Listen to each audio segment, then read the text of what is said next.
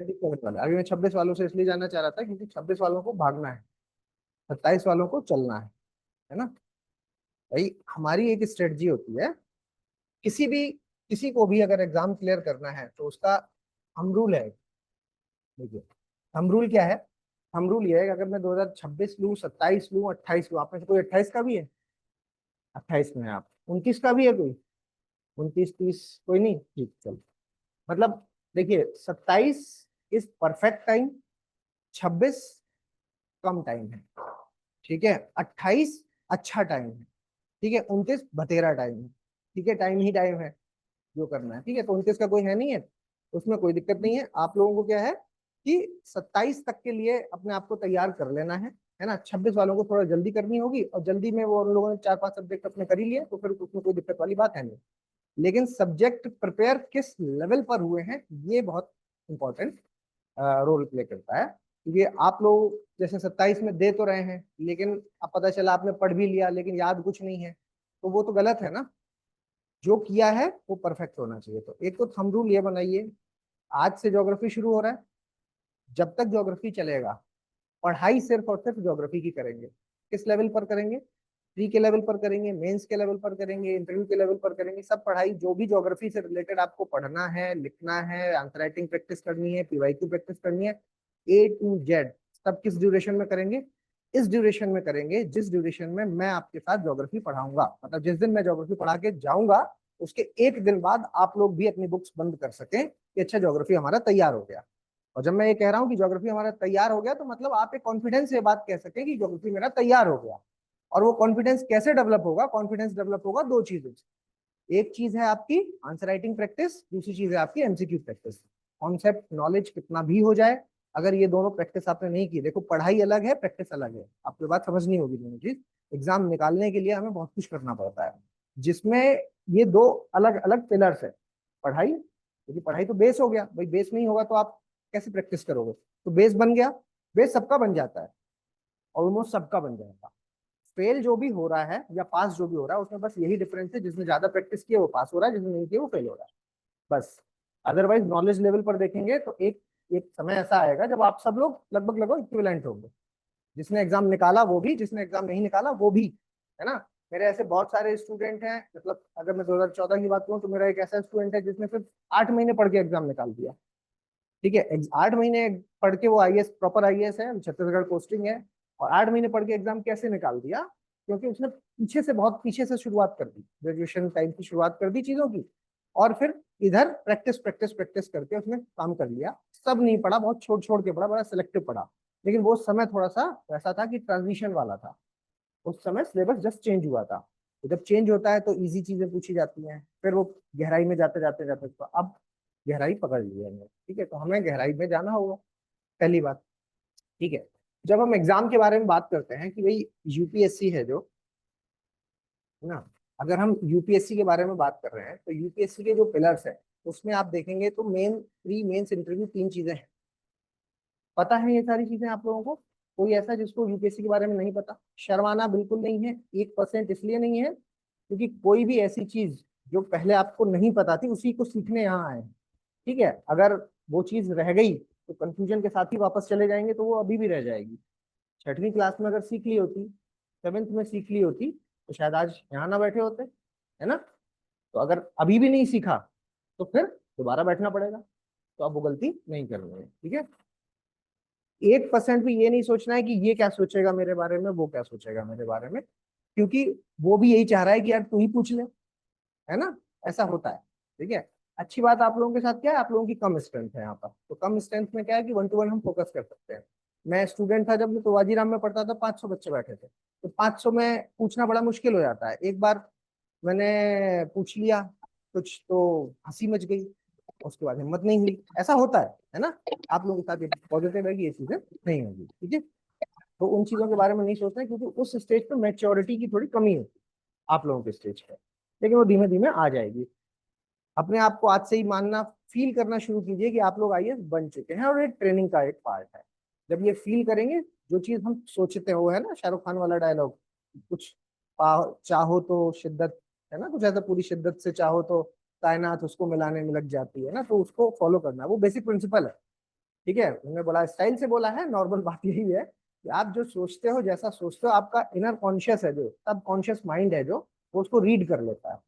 आप ने सुबह नहीं उठ पाते, आप में से बहुत सारे लोग होंगे जो जल्दी उठ जाते होंगे, आप में से बहुत सारे लोग होंगे जल्दी नहीं उठ पाते होंगे, लेकिन सोचते सब होंगे कि जल्दी उठ जाऊंगा मैं, है ना।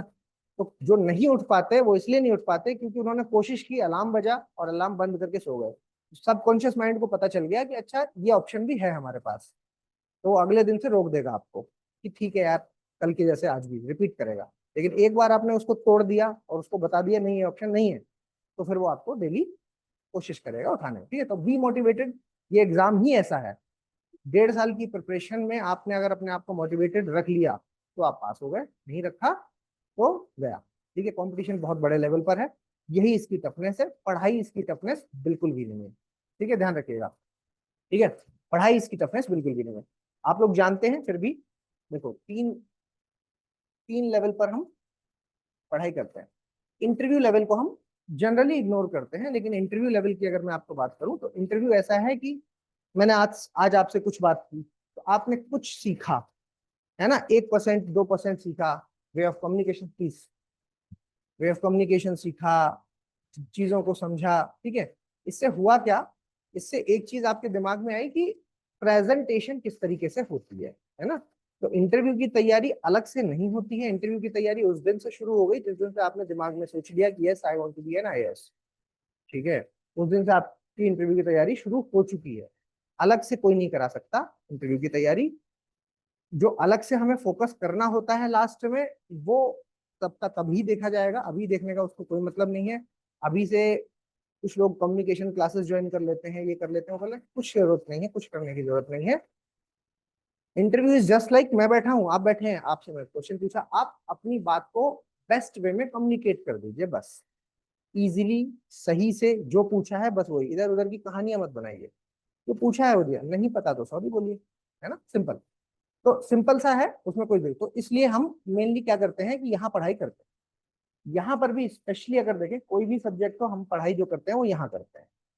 ठीक है, प्री कोई अलग से नहीं पढ़ाता है, प्री की क्लासेस सारे इंस्टीट्यूट चलाते हैं कि ये प्री है, ये मेंस है, ये सब छलावा है। ठीक है, फाउंडेशन कोर्स ही मेन फाउंडेशन कोर्स है। जो प्री की अलग से तैयारी होती है वो उसके लिए होती है जो एक बार कोर्स कर चुका है। अगर कोई ये सोच रहा है कि यार मैं सिर्फ प्री का कोर्स करके निकाल दूं और फिर मेंस का करूंगा बाद में, तो वो प्रिपरेशन का सही तरीका नहीं है। बिकॉज सही बताऊं मैं आपको, तो जब मैं प्री की क्लास लेने के लिए जाता हूँ तो मैं जस्ट एक रिवीजन कराता हूँ। यदि मैं आज 40 दिन में पढ़ाने वाला हूँ आपको ज्योग्राफी, वो मैं वहां पर 12 दिन में पढ़ा देता हूँ। तो जो चीज मैं 12 दिन में पढ़ाऊंगा तो उसका डिफरेंस तो आएगा, है ना। तो मैं ये मान के चल रहा हूँ कि इसको आता है, तब बस मैं इसको रिवाइज करा रहा हूँ, है ना। तो वो अलग, तो इसलिए ये गलती मत करना। इसलिए आप लोग सही जगह है, फाउंडेशन में है। फाउंडेशन में आपको क्या करना होता है, फाउंडेशन में आप लोगों को सारी चीजों को डिटेल अंडरस्टैंडिंग एक बार कर लेनी है, सारी चीजें समझ लेनी है। तो बस एक मूल मंत्र आपका दिमाग में रहना चाहिए कि भाई अभी हमने शुरू किया है ज्योग्राफी, तो अगर हम ज्योग्राफी शुरू कर रहे हैं तो ज्योग्राफी कब तक चलेगा, अगले 40 दिन, 40 दिन या जितनी देर मैं हूँ, मतलब जितने भी घंटे मैं पढ़ा रहा हूँ यहाँ पर, 40 दिन अगर मैं लेकर के चल रहा हूँ, तो आपके दिमाग में होना चाहिए कि भाई मैक्सिमम खींच करके मैं लेके जाऊंगा तो 2 महीने लेके जाऊंगा, 2 महीने में ये सब्जेक्ट है जो ये मेरे हाथ में होना चाहिए। और इसके लिए आपको पढ़ाई करनी पड़ेगी और ज्यादा पढ़ाई करनी पड़ेगी, क्योंकि इस दौरान 3 घंटे तो आप क्लास में ही दे देंगे। अपार्ट फ्रॉम दैट आपको अपनी सेल्फ स्टडी भी करनी है, इसी दौरान आपको क्या है कि क्वेश्चन प्रैक्टिस भी करनी है और पीवाई की प्रैक्टिस भी करनी है, एमसीक्यूज प्रैक्टिस। ठीक है, इसी दौरान करना है सब कुछ। ये गलती मत करना कि सर जब सब्जेक्ट खत्म कर लेंगे आप तो हम करेंगे।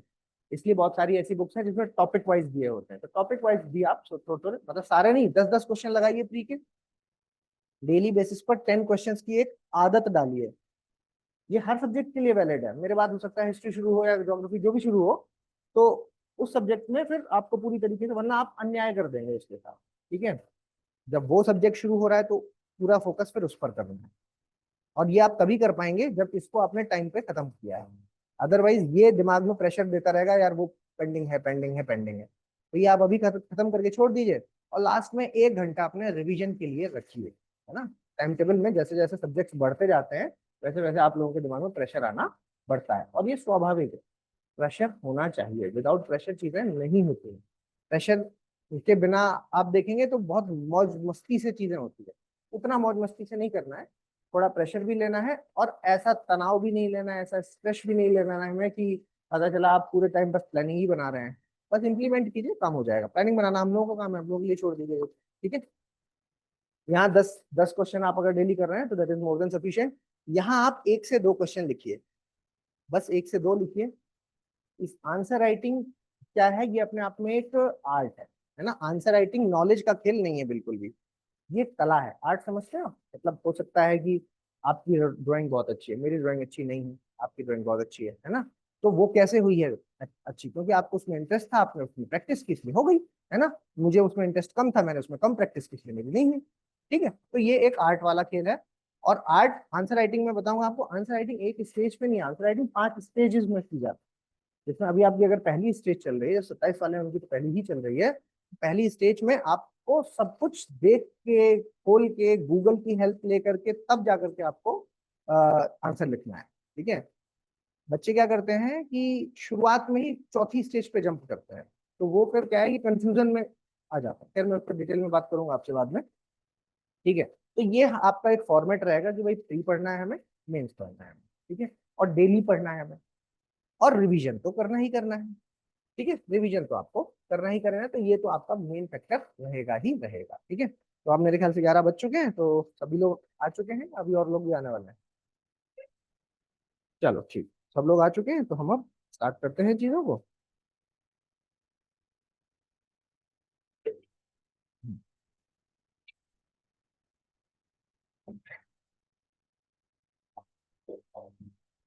ठीक है,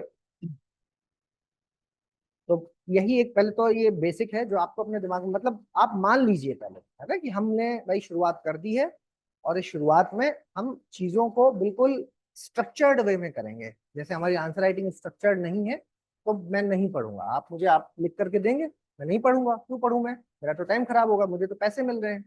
भाई जो आंसर चेक कर रहा है उसको पैसे मिल रहे हैं ना, जो आपका आंसर चेक करेगा। तो वो क्या देखेगा, मुझे जितनी सी ज्यादा से ज्यादा, भाई आपकी बहुत गंदी संदी आंसर राइटिंग है, आपकी आंसर राइटिंग में पढ़ूं लिखूं मुझे लग गया 15 मिनट, और जिसने साफ सुथरा लिखा है उसकी 5 मिनट लग रहा है, पैसे मुझे बराबर मिल रहे हैं, तो मैं 5 मिनट में फोकस करूंगा ना। ठीक है, तो ये सब कुछ ऐसे फैक्ट हैं जो कोई बताता नहीं है, और ये ह्यूमन टेंडेंसी है।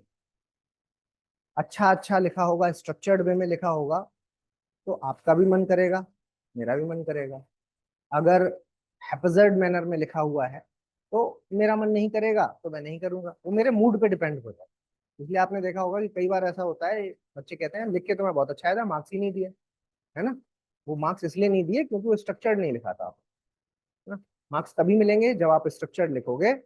नहीं पढ़ता कोई, मैंने बहुत कॉपी चेक की, मैं नहीं पढ़ता कभी। मुझे अगर पॉइंट दिख गए कि हाँ ये शब्द इसमें है, ये पॉइंट है, बस हो गया मेरा काम, दे दिए पूरे, मतलब जितने देने हैं उतने दे दिए मार्क्स। अदरवाइज नहीं मिलेंगे मार्क्स आपको, वो पॉइंट मुझे नहीं दिख रहा तो फिर मतलब आपने मिस कर दिया, खत्म हो गई बात। आप, मैं बताऊंगा आंसर राइटिंग वाला पार्ट है जो, तो उसको लेकर के आपको परेशान नहीं होना है। खैर, तो अब तक क्योंकि हम ज्योग्राफी को शुरू कर रहे हैं, है ना, आप नए हैं, है ना, हम लोग ज्योग्राफी को शुरू कर रहे हैं। मेरा नाम ओम द्विवेदी है, तो ये आप नए हैं इसलिए मैं आपको वापस से बता रहा हूँ, तो पहले से सुन चुके हैं, ठीक है। एंड तो यूपीएससी को लेकर के हम डिस्कस करेंगे। ये सब्जेक्ट है जो, ये सभी आप स्टेट पीएससी भी देते हैं तो वहां पर भी ये उतना ही इंपॉर्टेंट है जितना हमारे यूपीएससी के पॉइंट ऑफ व्यू से इंपॉर्टेंट है, ठीक है। ऑल कॉम्पिटिटिव एग्जाम्स, कोई भी कॉम्पिटिटिव एग्जाम हो, सबका यहाँ ज्योग्राफी ऐसा पोर्शन है कि बहुत स्ट्रॉन्ग वेटेज अपने पास रखता है।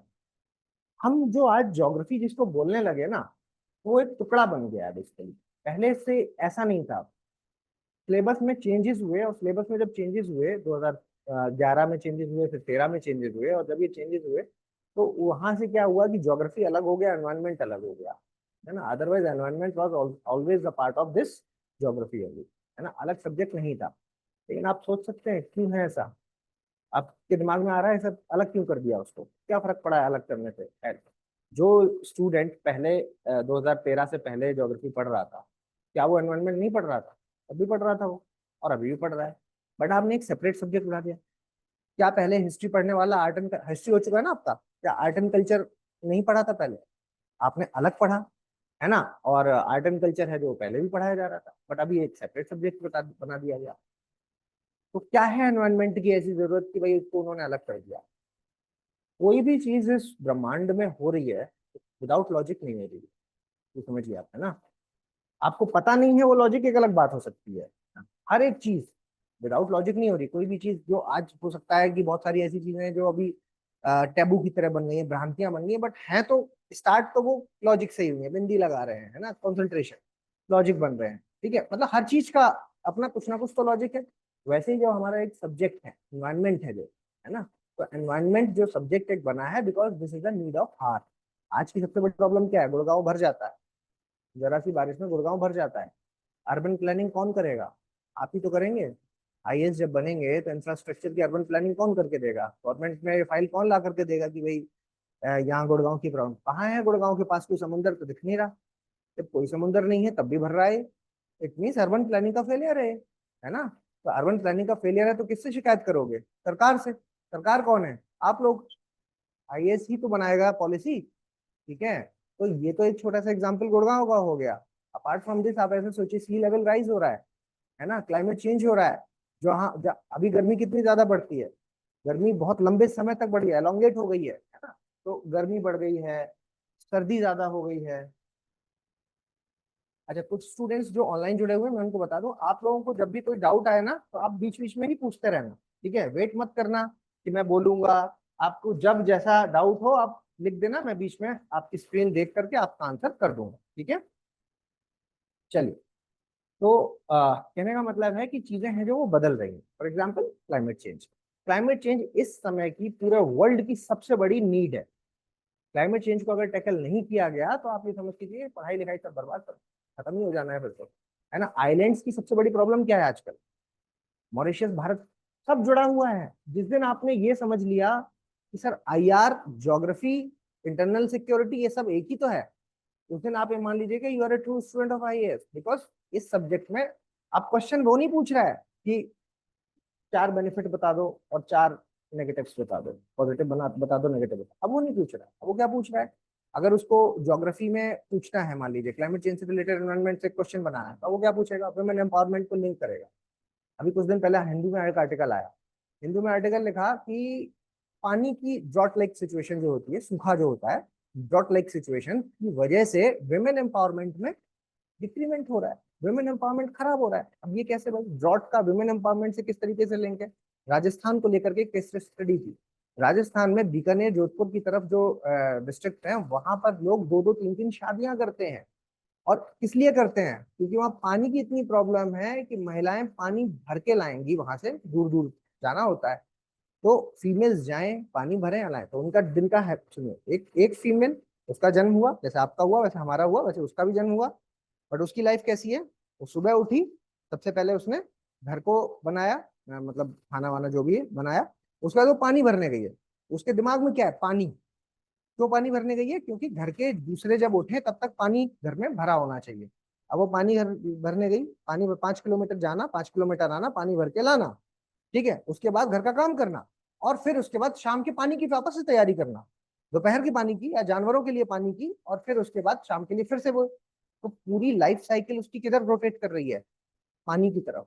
तो ये ड्रॉट लाइक सिचुएशन जो ये आज 2025 में अगर हो रही, हाँ बेटा, बिल्कुल नियम में कर सकते हैं ना, नियम में कर रहे हैं ना, बाल विवाह नहीं होते भारत में, होते हैं ना। हिंदू हिंदू मैरिज एक्ट 1955 के बारे में जो आप बात बोल रहे हैं, आप बिल्कुल सही बोल रहे हैं। नियम के हिसाब से हिंदू लोग एक ही मैरिज कर रहे हैं, कर सकते हैं। लेकिन क्या हमारे देश में बाल विवाह नहीं होते? बाल विवाह तो बैन है, होते। प्रोस्टिट्यूशन बैन है, होता है कि नहीं होता? अनटचेबिलिटी बैन है, होता है कि नहीं होता? There is a very much difference between two things. एक होता है रूल, ठीक है। रूल के आने का मतलब ये बिल्कुल भी नहीं कि सोसाइटी हैव एक्सेप्टेड दिस, है ना। सती प्रथा कब बैन हुआ था? विलियम बेंटिक 1829, विलियम बेंटिक ने 1829 में सती प्रथा को बंद कर दिया था। लेकिन सती का एविडेंस एरन में 90s में भी देखा गया, है ना, गांव वगैरह। क्योंकि सती का जो कॉन्सेप्ट था वो स्पिरिचुअल कॉन्सेप्ट था, जो कि जिसमें करप्शन आ गया। करप्शन क्यों कह रहा हूं मैं?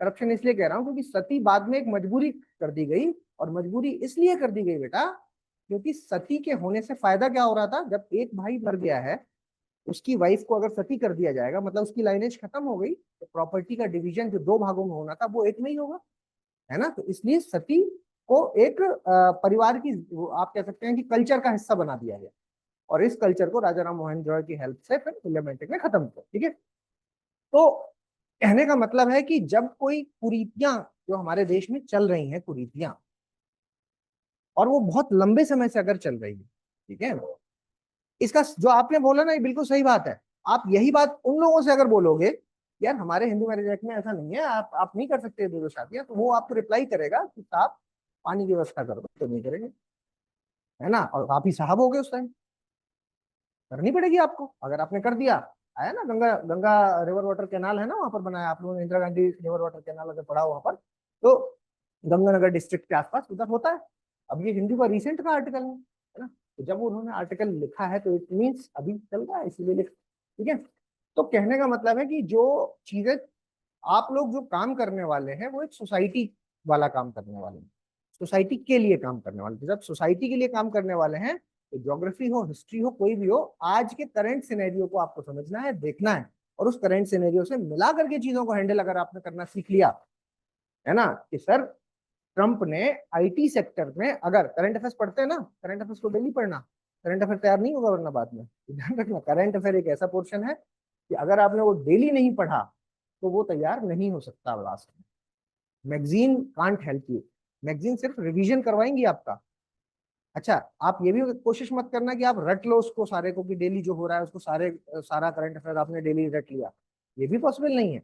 करंट अफेयर तो सिर्फ आपको पढ़ना है, और वो डेली एक्टिविटी है। अगर आपने डेली पढ़ना स्टार्ट किया, पढ़ना देखना, मेरा मेरा मानना ये है कि अगर 27 तक एग्जाम देना है तो कोशिश कीजिए कि किसी का एनालिसिस देख लीजिए, है ना। एनालिसिस बहुत सारे यूट्यूब वगैरह पे चलते हैं, अगर आपके यहाँ होते हो तो एक, मतलब डेली पढ़ना है, लेकिन कोई एक एनालिसिस देख लीजिए जिसका भी समझ में आए। तीन चार लोगों को सेलेक्ट करिए, तीन चार लोगों के वीडियोस देखिए, उनमें से जिसका भी आपको समझ में आ रहा हो उसको, एक को किसी को फॉलो कीजिए।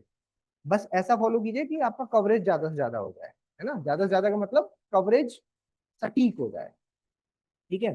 तो उसको डेली अगर आप फॉलो करेंगे तो उससे आपके दिमाग में एनरिचमेंट होगा। तो अभी जो भी मैंने अभी तक बातें की, इसमें से ज्योग्राफी की बात तो कोई नहीं की मैंने।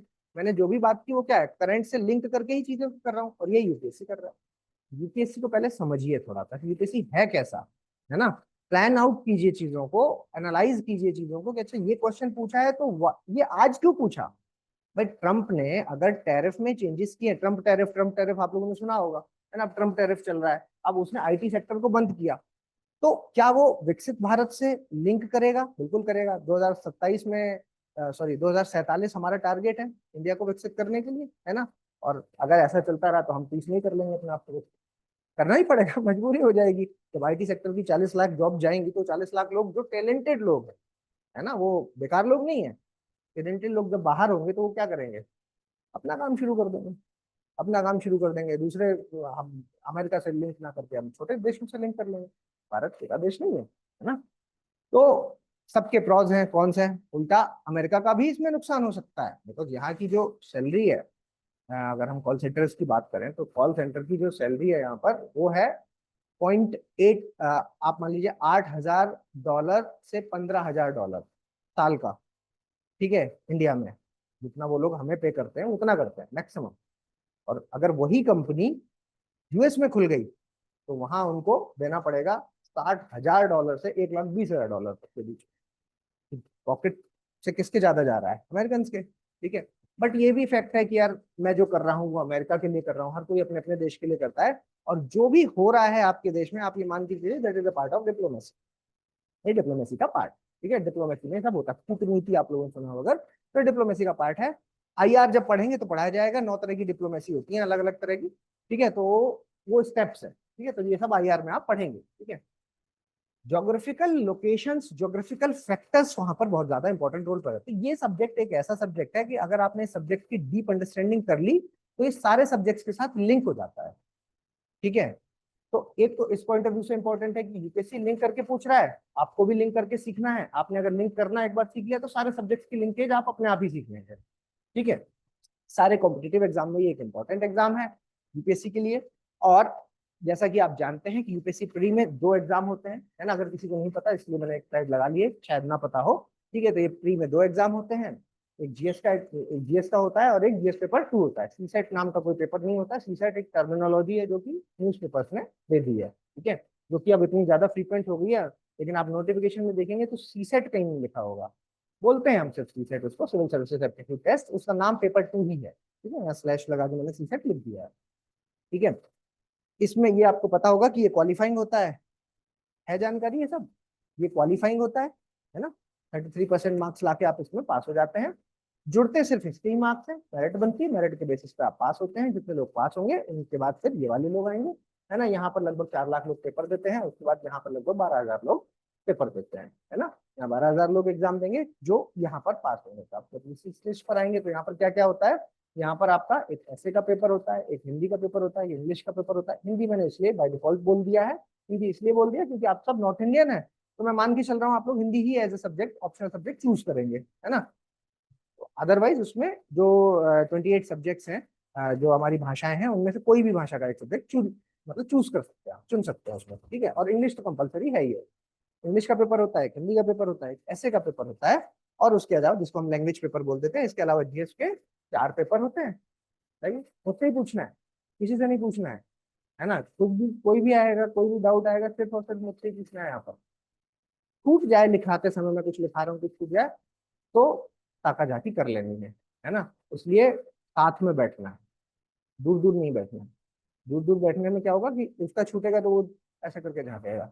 बेटर है पास में बैठो, तो आपके में से वो लिख लेगा, आप उसमें से लिख ले, ठीक है। तो जीएस के 4 पेपर होंगे, एक ऑप्शनल का पेपर होगा। ऑप्शनल का जो एग्जाम है वो, ऑप्शनल के 2 पेपर होंगे, और ये ऑप्शनल आप लोगों जो 26 के हैं उनको मान के, ये सारी पढ़ाई पढ़ने के स्तर पे अगर मैं बात करूँ तो दिसंबर तक कंप्लीट करना है आप लोगों को। दिसंबर मैक्सिमम जनवरी सब कुछ A to Z। अगर नहीं कर पाए तो अटेम्प्ट को 27 में खिसका देना, ठीक है। वरना ये मान के चलिए कि सिलेक्शन नहीं होगा, चाहे मतलब कोई आपको दिलासा देता रहे, वो एक अलग बात है, लेकिन फैक्ट यही है कि अगर आपने इस, मतलब जो मैं तैयार करने की बात कर रहा हूँ उसका मतलब ये नहीं कि टीचर के आपने प्रैक्टिस की और प्रैक्टिस में आपके मार्क्स आ रहे हैं तो मीन्स आपका तैयार हो गया। मार्क्स नहीं आ रहे तो मतलब नहीं हुआ, फिर चाहे टीचर ने पढ़ा दिया हो या ना पढ़ाया, डजंट मैटर। आपके लेवल पर देखना है चीजें, ठीक है। हम तो खत्म कर ही देंगे, हमारा तो यही काम है, तो खत्म नहीं करते, ठीक है। हम तो खत्म कर ही देंगे, लेकिन मेरे खत्म करने का मतलब ये नहीं है कि आपका खत्म हो गया। मेरे खत्म होने का मतलब ये है कि मैंने अपना काम कर दिया, अब आपका काम स्टार्ट हो जाता है कि भाई भूल मत जाना इस चीज को, ठीक है। और दिमाग को अपने प्रिपेयर करना है हमेशा, ठीक है। उसके अलावा ऑप्शनल के पेपर होते हैं, इसलिए आपको यहाँ पर क्या है कि फोकस करके पढ़ना है। स्टूडेंट की गलती क्या करता है ना, छोटे छोटे सब्जेक्ट को छोड़ देता है, ठीक है, एनालाइज नहीं करते। जीएस पेपर वन में क्या क्या आता है, हिस्ट्री आएगी, ज्योग्राफी आएगी, सोसाइटी आएगी। सोसाइटी कितनी बड़ी है, 7-8 दिन में पढ़ा देते हैं हम लोग, सब्जेक्ट खत्म, सिलेबस खत्म कर देते हैं उसका। मार्क्स कितने आते हैं उसमें से, 2024 में 250 में से 100 नंबर की सोसाइटी थी। 250 में से 100 नंबर की सोसाइटी थी। जो पूरी साल पढ़ते हैं हिस्ट्री और ज्योग्राफी, वो कितना था, 150 नंबर। और 100 की अकेली वो, 150 में ये दोनों। इस बार उन्होंने थोड़ा कम किया है, इस बार सोसाइटी को 75 मार्क्स का रखा है। तब भी सोसाइटी को 75 मार्क्स का रखा है, इट मीन्स यूपीएससी कह रहा है कि सोसाइटी पे फोकस करो, बिकॉज आप लोग किसके लिए हो, सोसाइटी के लिए, है ना। अभी आप लोग खुद सोसाइटी हो, जब आप बन जाओगे तो you will be the part of that society, but still you you have to do all the activities for the society, है ना। जो भी आप कर रहे हो वो आपको सोसाइटी के लिए ही तो करना है भाई। हमारा देश कैसा होना चाहिए वो कौन डिसाइड करेगा, we the people of India, है ना। हम ही तो करेंगे, हमारी संविधान की पहली लाइन यही तो है, we the people of India. तो वी के लिए करना है तो आप ही लोगों को करना है, तो यहाँ पर यूपीएससी कह रहा है कि वहां फोकस करो, तो सोसाइटी पे फोकस करो, है ना। मार्क्स ही तो फैच करने हैं ना। हिस्ट्री ज्योग्राफी पढ़ते रहोगे पूरी साल, सोसाइटी छोड़ के जाओगे, पूछेगा 100 नंबर का वहां से, यहाँ आता है लेकिन पूछा ही नहीं तो क्या करोगे, ठीक है। तो पढ़ना ये भी है वो भी है, ये नहीं कि ज्योग्राफी छोड़ देना है, ज्योग्राफी भी पढ़ना है, वो भी पढ़ना है। लेकिन जब आप आंसर राइटिंग प्रैक्टिस करो तो उनको हल्के में मत लेना, बस मैं ये कहना, ठीक है। क्योंकि देखो अनप्रडिक्टेबल तो है, क्या पता अगली बार ज्योग्राफी ज्यादा बढ़ा दे, हिस्ट्री और ज्यादा बढ़ा दे, है ना। इस बार जैसे आपने देखा आर्ट एंड कल्चर काफी, है ना। तो ऑप्शनल ऑप्शनल आप लोगों को बड़ा ध्यान से करना है। ऑप्शनल बड़ा ध्यान से इसलिए करना है क्योंकि 500 नंबर का मामला है पूरा। एथिक्स 250, ऑप्शनल 500, और एथिक्स सिर्फ एक paper 250। GS paper one history भी है, ज्योग्राफी भी है, सोसाइटी भी है, 3 सब्जेक्ट मिला करके 250 नंबर। जीएस पेपर 2 पॉलिटी भी है, गवर्नेंस भी है, सोशल इश्यूज भी है, सोशल जस्टिस भी है, और आईआर भी है। इतनी चीजें मिला के 250 नंबर। एथिक्स अकेला एक 250 नंबर, है ना। GS paper 3 science and technology भी है, इकोनॉमिक्स भी है उसमें, है ना, एनवायरमेंट भी है उसी में, सब मिला करके 250 नंबर। और एथिक्स अकेला 250। कहाँ फोकस, ये आपको पता होना चाहिए कि फोकस मेरा कहाँ होना चाहिए। एथिक्स ऐसे अकेला 250 नंबर, ऐसे पे फोकस कीजिए, एथिक्स पे फोकस कीजिए, 250 250 500, ये अकेला 500 500 500 हजार हजार, तो यही हो गए आपके अंदर। ठीक है, और बाकी छोटे छोटे पकड़ लो। मेंस की निकालने की तो ट्रिक्स हैं। मेंस में क्या है, छोटे छोटे पकड़ लो, सोसाइटी पकड़ लो, एनवायरमेंट पकड़ लो, आईआर पकड़ लो, आईएएस पकड़ लो, आईएएस मतलब इंटरनल सिक्योरिटी, है ना, ये पकड़ लो, एनवायरमेंट पकड़ लो। तो 5 पोर्शन तो आपके पास ऐसे हैं जो 250 नंबर बना रहे हैं, क्योंकि सब 50 50 नंबर के आते हैं, और इनमें से कुछ ऐसे हैं जो 50 से ज्यादा के भी आ जाते हैं, कम के नहीं आते इससे कभी। मिनिमम 50 तो आएगा ही आएगा, ये फिक्स है ना। तो स्टूडेंट जो गलती करता है वो ये है कि पूरी साल वो 4 सब्जेक्ट पढ़ता है, हिस्ट्री ज्योग्राफी पॉलिटिक्स में, है ना, बाकी सब छोड़ देता है। और ये मान के कि भाई इसी से काम हो जाएगा, ऐसा नहीं हो पाता। इसीलिए मैंने कहा हम पढ़ाई जो करते हैं वो मेंस के लेवल पर करते हैं। प्री में तो जरूर आप काम कर लोगे इन 4 सब्जेक्ट में, लेकिन मेंस में आप नहीं कर पाओगे। ठीक है, तो ये चीजें रहेंगी इसमें। इसके अलावा इंटरव्यू, इंटरव्यू को लेकर के, पर्सनैलिटी टेस्ट को लेकर के है, तो इसको मैंने आपको बता ही दिया, इसको लेकर के अलग से कुछ करने की जरूरत नहीं है, ये साथ साथ हो जाएगा, है ना। आज आज हम लोग आज हम लोग सिर्फ समझ रहे हैं, मजे ले रहे हैं, मजाक कर रहे हैं, है ना। सब्जेक्ट को समझ रहे हैं, अपने आप को समझ रहे हैं, यूपीएससी को समझ रहे हैं, मतलब आज का मतलब थोड़ी देर तक। लेकिन कल से लेट होने की फैसिलिटी सिर्फ मेरे पास। ठीक है, ये सिर्फ मैं ही हो सकता हूँ यहाँ पर कि मैं 11 बजे ना आकर के लेट हुआ तो कोई नहीं, आपको बैठना है, अरे नहीं नहीं, अरे कोई टेंशन नहीं, वो कोई दिक्कत नहीं, मैं दूसरा पेन ले लूंगा यार। ठीक है, थैंक यू। ठीक है, तो लेट सिर्फ मुझे ही होना है, और कोई नहीं हो सकता। क्योंकि होता क्या है कि हम कुछ मिस कर गए ना, तो मेरे साथ आप सामने बैठे होगे और मैं आगे निकल जाऊंगा, मुझे बैक ऑफ माइंड मुझे पता है कि इसको नहीं समझ में आ रहा है, फिर भी वो बैठा हुआ है, तो ये ऑकवर्ड लगता है थोड़ा सा, आपके लिए नहीं मेरे लिए, है ना। फिर मुझे क्या करना होगा, वापस से रिवाइज कराता हूँ, ऐसा मेरे साथ होता है।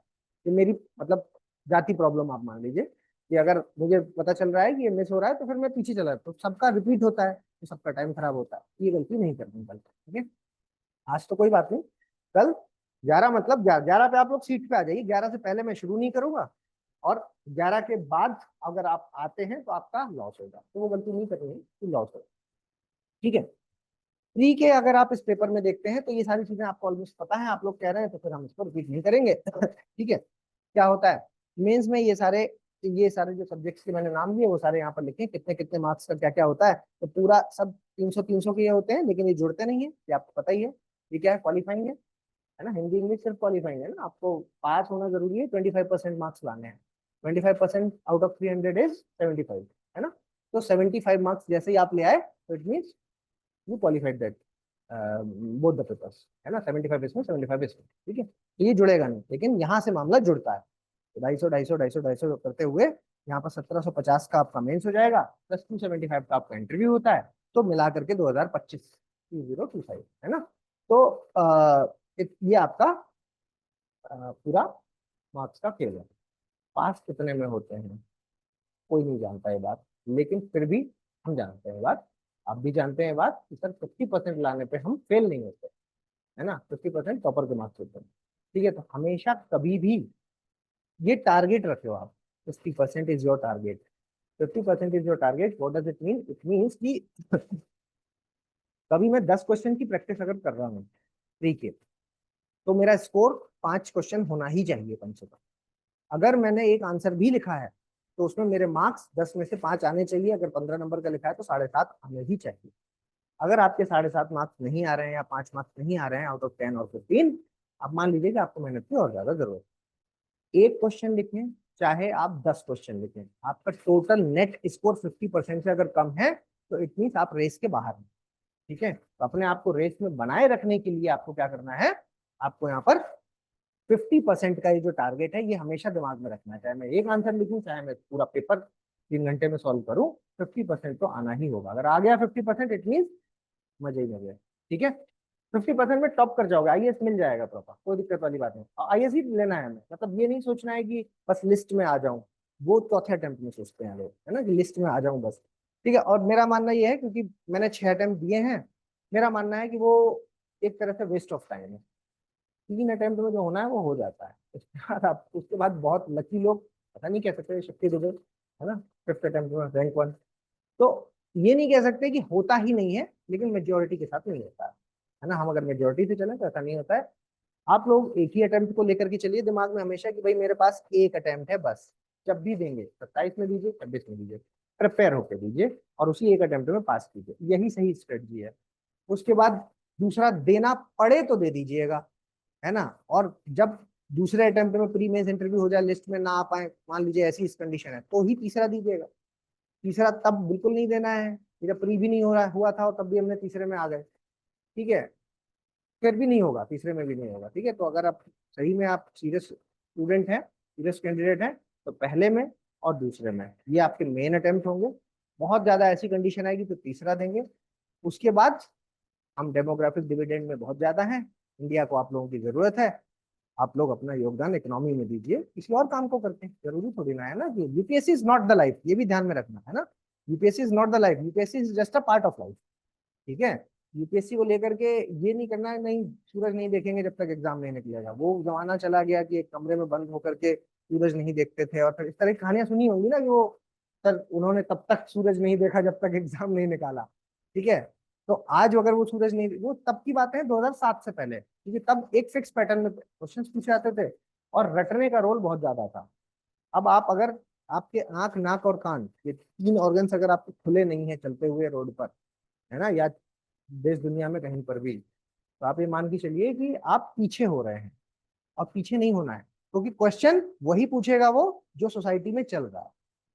ठीक है, तो सोसाइटी के पॉइंट ऑफ व्यू से ही सारी चीजें यहाँ पर चलती हैं, और सोसाइटी के पॉइंट ऑफ व्यू से ही आपको एग्जाम भी देखने को मिलता है। आप सही से अगर पेपर को, किसी भी साल के पेपर को एनालाइज करेंगे तो आप ये समझ जाएंगे, अच्छा ये करंट अफेयर्स में ये चीजें चल रही थी इसलिए पूछी।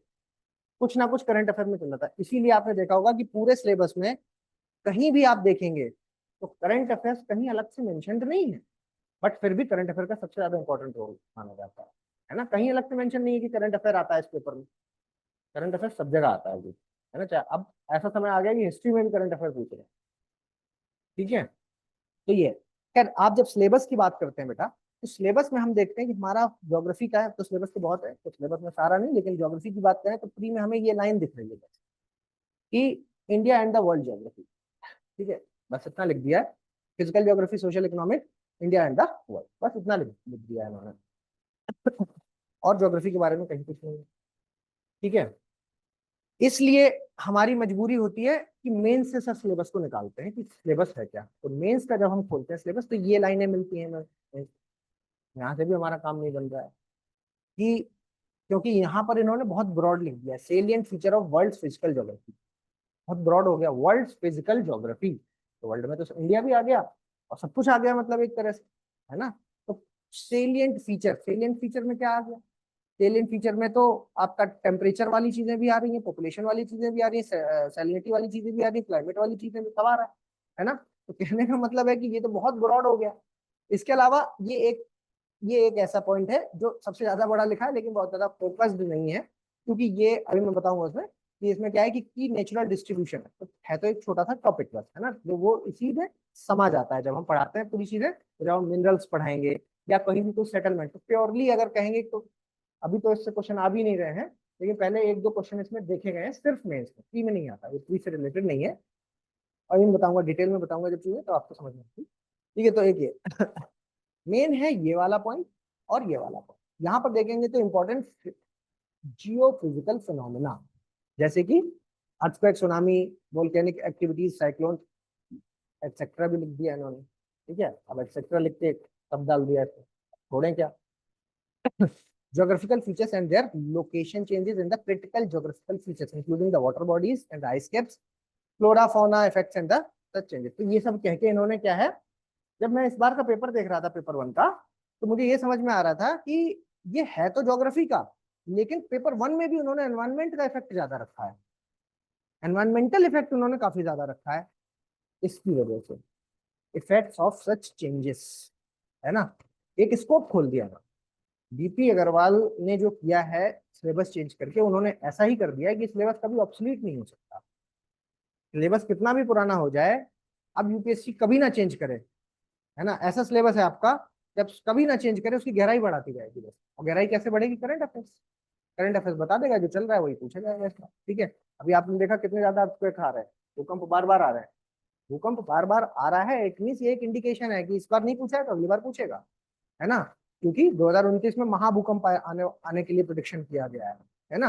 कि जो आपका अर्थक्वेक आ रहा है कि तो बिगेस्ट अर्थक्वेक आएगा, और क्यों आएगा? क्योंकि इंडियन और यूरेशियन बेल्ट वाला है जो, वहां पर टेक्टोनिक एक्टिविटीज बढ़ गई है।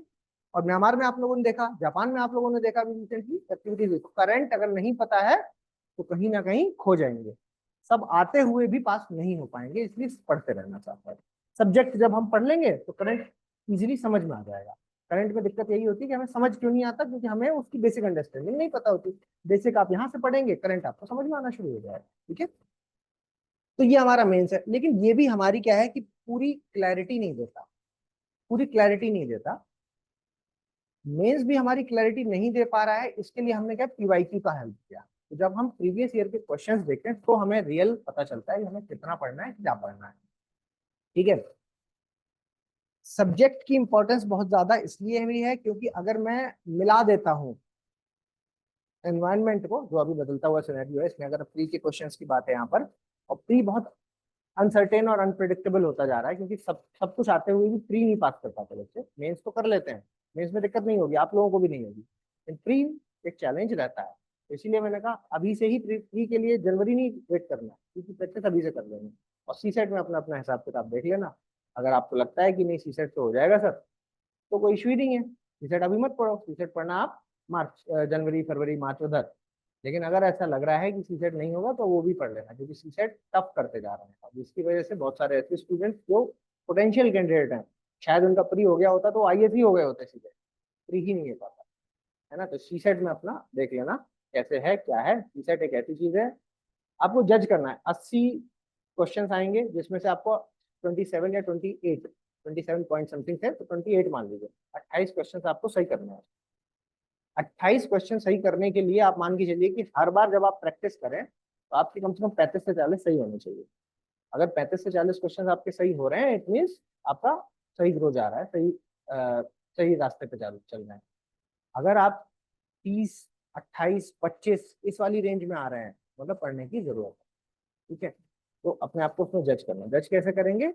प्रीवियस ईयर के 5 क्वेश्चन लगाइए, 5 पेपर लगाइए, विद इन टाइम लगाइए, और अपना स्कोर देखिए कितना आ रहा है। अगर आपका स्कोर आ रहा है कि सर मेरा तो आ रहा है 40 के ऊपर, तो मत पढ़ना, उसको टाइम वेस्ट मत करना, क्योंकि क्वालिफाइंग है कि उसमें मेहनत करनी है। 80 में से 80 भी ला देंगे तो भी पास ही होना है ना, तो उसमें मेहनत मत करना। लेकिन अगर आप 30, 28 इस वाली रेंज में है, मतलब 30 तक आ रहे हैं आपके मार्क्स, नंबर ऑफ क्वेश्चन आप 30 ही सही कर पा रहे हैं, पढ़ना है, ठीक है। तो ये चीज है। और इनको जब मैं नंबर ऑफ क्वेश्चन मिलाता हूँ विद एनवायरनमेंट, तो आउट ऑफ 100, टोटल 100 क्वेश्चन आते हैं यूपीएससी के प्री में, out of 100 30 question, 30 to 35 question geography and environment आप अकेला खुद अपने पास पकड़ेंगे, ठीक है। 70 में बाकी सब, 30 अकेला ज्योग्राफी एंड एनवायरनमेंट, इसलिए ये इंपॉर्टेंट होता है।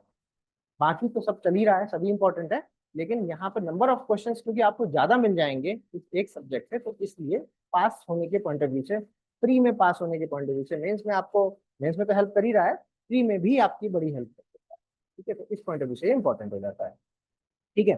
चलो, तो ये कुछ बेसिक बातें थी जो मुझे आप लोगों से करनी थी। अब थोड़ा सा हम आगे बढ़ेंगे, सिलेबस को देखेंगे कि कैसे कैसे क्या है, और फिर पढ़ाई शुरू करेंगे। उसके लिए आप लोग कैसी कैसी कॉपीज में लिख रहे हैं वो आप लोग तो मैं बता देता हूँ। ऐसी कॉपी है, आज लिख लो कल से नहीं, इसमें लिखना है। कोशिश ये करना है कि लूज पेपर्स में लिखना है, और या स्पाइरल में लिखना है, जैसे ये लिखना है, ठीक है। ऐसी कॉपी में क्यों नहीं लिखना, सबका लॉजिक है हर एक चीज का, ठीक है। क्यों नहीं करना, इसके पीछे का कारण क्या है कि यूपीएससी कैसे पेपर देता है आपको। यूपीएससी में जो पेपर आएगा, मतलब जो यूपीएससी में शीट मिलेगी आपको, वो एक ब्लैंक शीट मिलेगी, ठीक है। वो एक ब्लैंक शीट मिलेगी, और उस ब्लैंक शीट में इस तरीके से मार्जिन होगा, ठीक है, और यहाँ आपको लिखना होगा। देखा ही होगा आप लोगों ने, इस तरीके का की शीट होगी। तो ये लास्ट में प्रैक्टिस नहीं करना है हमें, हम डे वन से ही प्रैक्टिस करेंगे, ठीक है। तो मैं ये नहीं कह रहा कि ऐसी वाली कॉपी खरीद लीजिए, वो कॉस्टली पड़ेगी आपको। आप ब्लैंक पेपर लीजिए, लाइन साइड में डाल दीजिए। ये जो पेपर होगा ये ब्लैंक पेपर होगा, ठीक है। तो आप जिसने खरीद लिए कॉपी उसकी तो कोई बात नहीं, आपने जैसे खरीद लिए तो ठीक है। आगे से जब भी कोई कॉपी खरीदना तो ब्लैंक शीट्स की खरीदनी, लाइन वाली मत लीजिए। जो लाइनें खींची हुई ना आपकी कॉपी में, वो नहीं चाहिए अपने को, ब्लैंक चाहिए, ठीक है, ब्लैंक चाहिए। और उस ब्लैंक में आप किनारे से लाइन खींच लीजिए, ठीक है। पेन, पेन भी एक ही रखना है आपको, आदत डालनी है ना। ऐसा नहीं होगा कि जैसे पेपर होता है ना बाद में कि वो मेरा लकी पेन है उसी से मैं लिखूंगा तो ही पास होऊंगा, जेल वाला लेके आएंगे, ये वाला लेके, ये सब स्कूल कॉलेज में हो गया। अब आपको क्या करना है, आप एक पेन रखिए, 2 रुपए का रखिए चाहे 200 रुपए का रखिए, डजेंट मैटर, आपके हाथ में वो सेट होना चाहिए, है ना। मैंने अपने जितने मेंस लिखे हैं वो यूज एंड थ्रो वाला पेन आता था, ट्रांसपेरेंट, आप लोगों को पता होगा, है ना, मैंने उसी से लिखे हैं। क्योंकि कितना भी अच्छे से लिख लो, क्योंकि पूरी साल आप उससे लिख रहे हो, लास्ट में अचानक से तो कुछ हो नहीं जाएगा कि आप आपका हाथ किसी और में सेट हो जाएगा। तो स्पीड बहुत मैटर करती है। इस स्पीड पे मैं इतना फोकस क्यों कर रहा हूँ, इस स्पीड पे मैं इतना फोकस इसलिए कर रहा हूँ कि जब टोटल नंबर ऑफ क्वेश्चन हम देखते हैं तो उसके हिसाब से अगर आप 1 मिनट के अंदर 25 से 30 वर्ड्स नहीं लिखते हैं तो आपका पेपर कंप्लीट ही नहीं होगा। 1 मिनट में 25 से 30 वर्ड्स अगर नहीं लिखते तो पेपर कंप्लीट नहीं होता। डरना नहीं है सब, ये सब हो जाता है, आदत है ना, ये आदत की बात है। आदत जस्ट लाइक कि जैसे हम कोई चीज रेगुलरली करते हैं तो फिर वो हमारी एक आदत का हिस्सा बन जाता है। आप में से कितने लोग हैं जो दिमाग लगा के ब्रश करते हैं, तो ब्रश करने उठे फिर देखा मैंने ये दांत साफ है वो दांत साफ। जनरली हम क्या करते हैं, उठते हैं, पेस्ट लेते हैं, ब्रश में लगाते हैं, कुछ दिमाग में चल रहा होता है और ब्रश हमारा हो जाता है। क्यों हो जाता है ऐसा? क्योंकि सालों की आदत है ना। आदत बहुत बहुत गहरा वर्ड है ये, कि आदत है ना, जो जिस चीज की आप डाल लेंगे वो आपके लिए रेगुलर प्रैक्टिस, मतलब रेगुलर हो जाएगा। तो अगर आपने बहुत सारी प्रैक्टिस घर में ही कर ली है तो जब आप एग्जाम हॉल में जाएंगे ना तो वो आपके लिए एक रेगुलर एक्टिविटी जैसा होगा। जब एग्जाम हॉल में जाइए तो ऐसे फील करके जाइए कि ये तो वही एक्टिविटी है जो मैं डेली कर रहा था। भाई 70 पेपर आप लगा के जाइए, 70 से 100, ठीक है। तो वहां पेपर के हॉल में बैठ करके एग्जाम फोबिया नहीं होगा, वो प्रॉब्लम्स नहीं आएंगी आपको जो जो आती है ना कि एग्जाम है, एग्जाम हॉल प्रेशर जो होता है, वो सब नहीं होगा, क्योंकि आप पहले इतनी सारी प्रैक्टिस कर चुके हैं इस, ठीक है। वैसे ही मेंस में भी है। ओके, तो पेपर हमें इस तरीके का ये वाला यूज करना है, ठीक है। पेपर जो हम यूज करेंगे वो किस तरीके का यूज करेंगे, ब्लैंक पेपर यूज करेंगे और प्रॉपर इसके नोट करेंगे। भाई क्या पढ़ेंगे क्या नहीं पढ़ेंगे, कौन पढ़ाएगा कौन नहीं पढ़ाएगा, ये सब भी तो है। देखो मैं ही पढ़ाऊंगा, और बात यह है कि कहाँ से पढ़ना है कहीं से नहीं पढ़ना है, सिर्फ मैं जो पढ़ाऊंगा उतना ही पढ़ना है। आपको अपनी तरफ से कोई मेहनत नहीं करनी है। मैं आपको रेफरेंस के लिए बता सब दूंगा ताकि आपके पास चीजें मौजूद रहें जब भी आप चाहें तो, ठीक है। बाकी मैं बता आपको सब दूंगा, लेकिन क्लास के दौरान ही मैं सब आपको लिखाऊंगा, मैं ही आपको नोट्स बनाऊंगा, बनवा दूंगा, ठीक है। उतना ही आपको पढ़ के जाना है, उतने से ही आपका काम हो जाएगा। अलग से एक्स्ट्रा कुछ भी करना है जीएस के बारे में। आप में से किसी का ऑप्शनल भी है ज्योग्राफी? ज्योग्राफी ऑप्शनल है किसी का? नहीं, बहुत बढ़िया। अगर ज्योग्राफी ऑप्शनल नहीं है किसी का तो फिर अलग से बहुत ज्यादा अलग अलग बुक्स नहीं पढ़नी है। ज्योग्राफी ऑप्शनल वालों के साथ दिक्कत रहती है क्योंकि उनको ज्योग्राफी ऑप्शनल भी है आपका। ऑप्शनल, ऑप्शनल, ये एक अलग, ये एक ऐसा क्वेश्चन है जिसका कोई वन वर्ड आंसर नहीं है। फिर भी मैं कोशिश करता हूँ आपको सेटिस्फाई करने की। अगर आप कहते हैं पीएसआईआर और आपका जो क्वेश्चन है वो ये है कि पीएसआईआर और ज्योग्राफी में से ऐसा सब्जेक्ट बताइए जो बाकियों से जल्दी से लिंक हो जाए, ठीक है। तो इस क्वेश्चन का तो आंसर अगर मैं कहूंगा तो आप पीएसआईआर में ज्यादा इजिली कंफर्टेबल हो जाएंगे। मगर मगर ऐसा नहीं है कि हमें सिर्फ ये एक पॉइंट सोच करके ऑप्शन को चूज करना है।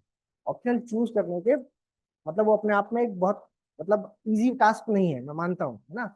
मतलब जैसे मैंने अपनी लाइफ में कई सारे ऑप्शनल चेंज किए और कर लेने चाहिए, घबराना नहीं है। एक पैसे देना सबसे सस्ता सौदा होता है कि आपने कहीं कोचिंग ज्वाइन कर ली, पैसे दे दिए, सीख भी लिया, ऑप्शन मार्क्स नहीं आ रहे, चेंज करो। पैसे बर्बाद नहीं हुए, पैसे यूज हो रहे हैं, वो कहीं ना कहीं यूज हो जाएगा वो, ना, नॉलेज कभी बेकार नहीं जाती। आपको मार्क्स ज्यादा लाने हैं और मार्क्स ज्यादा लाने के लिए इंटरलिंकेज से ही सिर्फ काम नहीं होगा कि ये इंटरलिंक कर पा रहा हूँ, तो उसके लिए आपको ये पता होना चाहिए कि मेरे इंटरेस्ट का कौन सा है। अगर आपके इंटरेस्ट वाला सब्जेक्ट होगा तो आप इजीली इंटरलिंक खुद ही कर लेंगे उसको।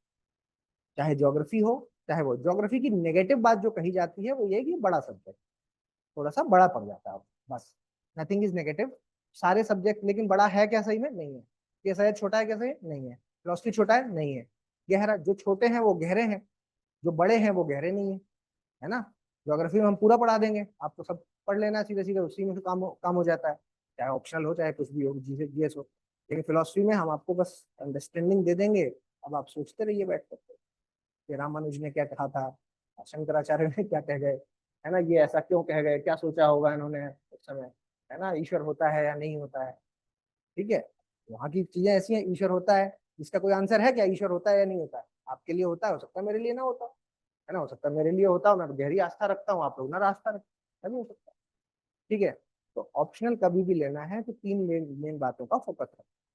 पहली बात, टीचर की अवेलेबिलिटी, जिस भी शहर में आप हैं उस जगह पर उस ऑप्शनल का टीचर अवेलेबल होना चाहिए, आप पढ़े या ना पढ़े, अवेलेबल इसलिए होना चाहिए कि लास्ट मोमेंट में भी आपको लगा यार चाहिए टीचर, नहीं समझ आ रहा तो मिल जाए। दूसरा, सब्जेक्ट की अवेलेबिलिटी, मतलब बुक्स की अवेलेबिलिटी, कि आपको सारी बुक्स उससे रिलेटेड जो भी चाहिए वो उस सब्जेक्ट के अवेलेबल, आप केमिस्ट्री ले लिया, मिलेगा ही नहीं कुछ मार्केट में, तो ढूंढते ही रहेंगे। मैथ्स ले लिया तो मैथ्स में आप पढ़ते रहिए यूजीसी नेट की चीजें, है ना, गलत नहीं है, जिसको इंटरेस्ट है वो भी करेगा। और तीसरा होता है इंटरेस्ट, ये इंटरेस्ट सबसे खेल खराब करता है, क्योंकि इंटरेस्ट, हमें यही नहीं पता था कि इंटरेस्ट हमारा कहाँ है, क्योंकि अगर इतना पता होता तो आपसे क्यों पूछते सर ये लें कि वो लें, खुद ही ले लेते। इंटरेस्ट क्या चीज है? इंटरेस्ट इज जस्ट लाइक कि, एग्जाम्पल से आप ऐसे समझिए कि मैं, मान लीजिए कि मैं और, आपका नाम क्या है? दीपक और मैं जा रहे हैं मान लो, है ना, दीपक ने कहा कि सर मैं आपको कॉफी पिलाऊंगा, चलो यार कॉफी पीने चलते हैं, अब मैं और दीपक साथ में जा रहा हूँ, दीपक को इंटरेस्ट है बाइक्स में, है ना, मान लो मुझे इंटरेस्ट, हम लोग एक एग्जीबिशन जा रहे हैं, कॉफी नहीं पीते, कॉफी बाद में पियेंगे, एग्जीबिशन में जा रहा है, ठीक है। अब मुझे इंटरेस्ट है मान लो आर्ट में, ठीक है, तो मैं दीपक को लेके जा रहा हूँ आर्ट एग्जीबिशन, और दीपक और मैं तो दोनों जा रहे हैं।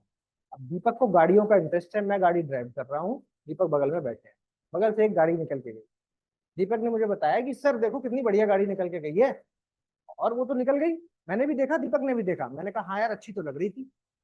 दीपक ने कहा सर ये लेटेस्ट टेक्नोलॉजी की बाइक है या कार है, इसमें अभी रिसेंटली क्या है कि सर जो सर हमारा इलेक्ट्रॉनिक चिप्स वाला चल रहा है, इलेक्ट्रॉनिक गाड़ियां आ रही हैं, उसका बेस्ट वर्जन है, 5 मिनट में चार्ज हो जाती है, इसका चार्जिंग स्टेशन यहाँ है वहाँ है, सब बता दिया उसने बैठे बैठे मुझे। कैसे बता दिया? क्योंकि उसको इंटरेस्ट है इन चीजों में, फॉलो करता है वो चीजें, है ना, उसको कभी गाड़ी का कुछ दिख जाता है तो वो हमेशा पढ़ता रहता है उन चीजों के बारे में, या पूछता रहता है या बात करता है उसके बारे में, तो उसे इंटरेस्ट है, तो अगर उसको इंटरेस्ट है तो उसने उसको पकड़ लिया है, बस एक नजर में ही उसने उसके बारे में काफी कुछ बता दिया, सब कुछ नहीं लेकिन काफी कुछ बता दिया। ठीक है, और मेरे लिए वो क्या थी, एक अच्छी बाइक थी, तो मैं भी ज्योग्राफी लूंगा, दीपक भी ज्योग्राफी लेगा, लेकिन अगर दीपक को इंटरेस्ट है तो दीपक उसमें इजिली उसको समझ पाएगा, उसकी गहराई में, मैं नहीं समझ पाऊंगा। अब हम आर्ट एग्जीबिशन पहुंच गए हैं, अब आर्ट एग्जीबिशन में मैंने दीपक से कहा दीपक पेंटिंग कितनी बढ़िया है, दीपक ने कहा हाँ जी सर जी बहुत मजा आ रहा है, बढ़िया पेंटिंग। अब दीपक के लिए वो सिर्फ बढ़िया पेंटिंग है, लेकिन मैं उसमें बताऊंगा कि देखो बेटा इसमें कर्वीलीनियर शेप है इसका, मैं इसको ये भी बता सकता हूँ कि इसकी जो आंखें हैं ये रोमन और इंग्लिश स्ट्रक्चर से मिला करके ली गई, मैं उसको अलग चीजें बताऊंगा, उसको उसमें पल्ले ही नहीं पड़ रहा, उसको लग रहा है कि सुंदर लग रही है सब, बस बहुत है। ऐसा होता है ना, क्योंकि वो मेरा डोमेन है, वो उसका डोमेन नहीं है ना, तो जिसका जो डोमेन है वो वहां पर अपने आप ही बेस्ट करता है। तो आपको यही समझना है कि कौन सा सब्जेक्ट आपका है, और ये कैसे समझ में आएगा कि इतनी बड़ी लिस्ट में से आप शॉर्ट आउट कीजिए और दो सब्जेक्ट निकाल लीजिए, तुम दो दो आप कर लेंगे इजिली, कि सर मैं कंफ्यूज हूँ ज्योग्राफी और पीएसआई, दोनों आपको बढ़िया लग रहे हैं, दोनों में आप कंफर्टेबल है, ऐसा होता है भाई कि दोनों में कंफर्टेबल, मैं खुद कंफर्टेबल हूँ जैसे, देखिए मैं कई सारे सब्जेक्ट्स पढ़ाता हूँ तो मैं कंफर्टेबल हूँ, कभी तो पढ़ाता हूँ। तो अब बात क्या है कि अब मैं इन दोनों में से कौन सा ऑप्शनल लूँ, मुझे ऑप्शनल वो लेना है जिसमें मैं मार्क्स टच कर पाऊँ। आपको दोनों सब्जेक्ट्स पढ़ने हैं, एक एक हफ्ता पढ़िए दोनों सब्जेक्ट्स, एक एक हफ्ता पढ़ने के बाद दोनों सब्जेक्ट्स के आंसर राइटिंग कीजिए थोड़ी सी, किसी से चेक करवाइए उसको, उसके मार्क्स देखिए कितने आ रहे हैं, जिसमें आप ज्यादा मार्क्स ला पा रहे हैं, है ना, एक एक हफ्ता पढ़िए, दो चार टॉपिक पढ़िए और उन दो चार टॉपिक से रिलेटेड मेंस के आंसर लिखिए, क्योंकि प्री में तो आएगा नहीं वो ऑप्शन, मेंस में ही आएगा, मेंस के आंसर लिखिए, आंसर जिसमें आप ज्यादा अच्छा लिख पा रहे हो तो लिखिए। सेम लैंग्वेज का भी, आप में से कितने लोग हैं जो हिंदी में मेंस लिखने वाले हैं, हिंदी में लिखने वाले हैं, और कोई? आप हिंदी में लिखने वाले, मेंस हिंदी में लिखेंगे, हिंदी में लिखेंगे, ठीक। बाकी सब इंग्लिश में लिखने वाले हैं, ठीक है। हिंदी और इंग्लिश का भी यही खेल है, हिंदी में कौन लिखेगा और इंग्लिश में कौन लिखेगा, ये इसका भी यही है। सब्जेक्ट मैं पढ़ाने वाला मैं ही हूँ, कॉन्सेप्ट अगर आपके दिमाग में है तो बहुत सारे ऐसे स्टूडेंट होंगे आपके आप में से जो सर लिखना मैं चाहता हूँ इंग्लिश में, लेकिन मैं हिंदी में ज्यादा बढ़िया समझ पाता हूँ, ऐसा भी होगा, है ना। और मैक्सिमम नॉर्थ इंडियन बेल्ट में ऐसा होता है। तो इसके साथ भी यही सीन है। कुछ बच्चे ऐसे होते हैं सर हिंदी में भी लिख लेता हूँ इंग्लिश में भी लिख लेता हूँ, बताओ आप कि मैं किस में लिखूँ। तो मैं उनको यही बोलता हूँ कि बेटा दोनों में आंसर लिखो, चेक करवाओ किसी से। हिंदी में अगर आपके मार्क्स ज्यादा बढ़िया आ रहे हैं तो आप हिंदी में लिखो, इंग्लिश में ज्यादा आ रहे हैं तो इंग्लिश में लिखो, कोई दिक्कत वाली बात ही नहीं है, ठीक है। तो ये आपको ही जज करना है, ठीक है। ठीक, तो इस तरीके से चलेंगी चीजें।